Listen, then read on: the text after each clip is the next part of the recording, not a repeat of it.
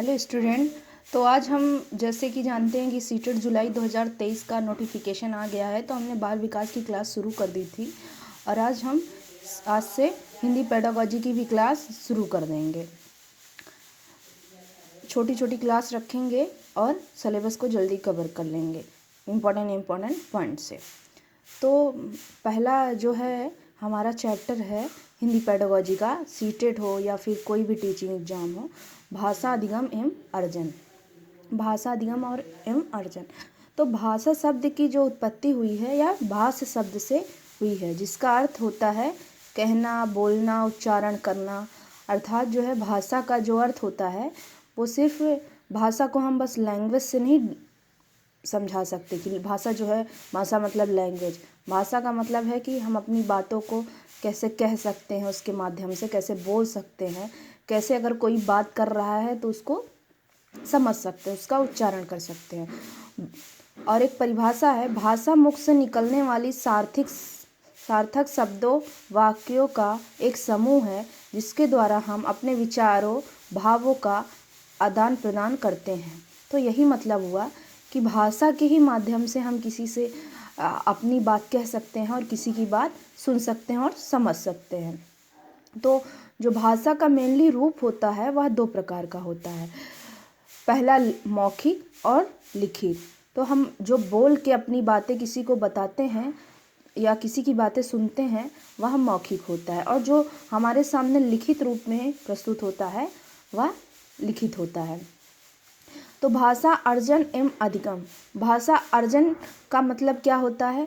तो भाषा अर्जन का मतलब होता है ऐसी भाषा, मतलब जिसको हमें रटना नहीं है, जिसको हम अपने घर परिवार या समाज अगल बगल से बोलते हुए सुन के सीख जाते हैं। इसको हम याद नहीं करते या इसको हम सीखते नहीं, इसको हम खुद से अर्जित कर लेते हैं। ये हमारी नेटिव लैंग्वेज होती है, नेटिव। और ये जो होता है भाषा अधिगम, ये होता है ऐसी लैंग्वेज जिसको हम जो है जिसको हम जानने के लिए जो है उसको पढ़ते हैं, मतलब जो हमारी सेकंड लैंग्वेज होती है।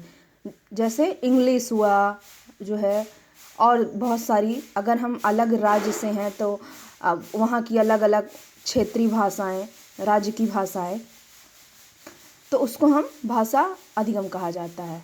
तो भाषा अर्जन जो होता है इसको हमें रटने या समझने की ज़रूरत नहीं होती, इसको हर कोई सीख सकता है। जो हमारी दैनिक भाषा होती है या जो हमारी ग्रामीण भाषा होती है, वो जो भाषा होती है वो होती है भाषा जो है उसको हम अर्जित करते हैं।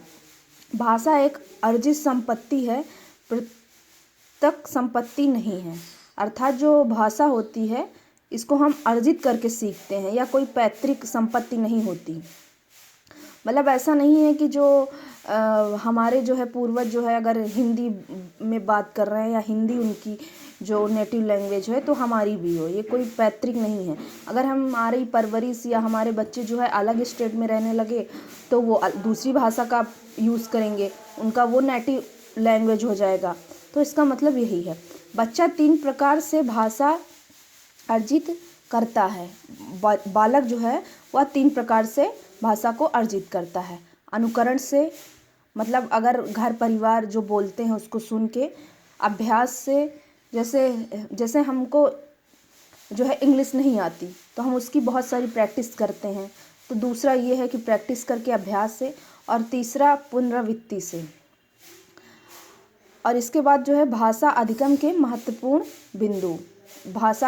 जो भाषा मतलब जैसे जो भाषा हम अर्जित करते हैं उसके लिए तो हमें कुछ नहीं करना पड़ता, लेकिन जो भाषा हम जो है अधिगम यानी कि पढ़ के सीखते हैं, जो हमारी ग्लोबल लैंग्वेज होती है, उसको सीखने के लिए जो है कुछ महत्वपूर्ण बिंदु होते हैं। जैसे भाषा एक नियमबद्ध व्यवस्था है, भाषा निरंतर परिवर्तनशील है।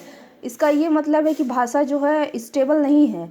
अगर यहाँ हम आज हिंदी बोल रहे हैं, जैसे हम आसाम में चले गए या किसी और राज्य में चले गए तो वहाँ जैसे मेनली वहाँ के लोग हिंदी थोड़ी समझेंगे, वहाँ की अपनी एक अलग भाषा है, तो हमें भी उसको सीखना पड़ेगा।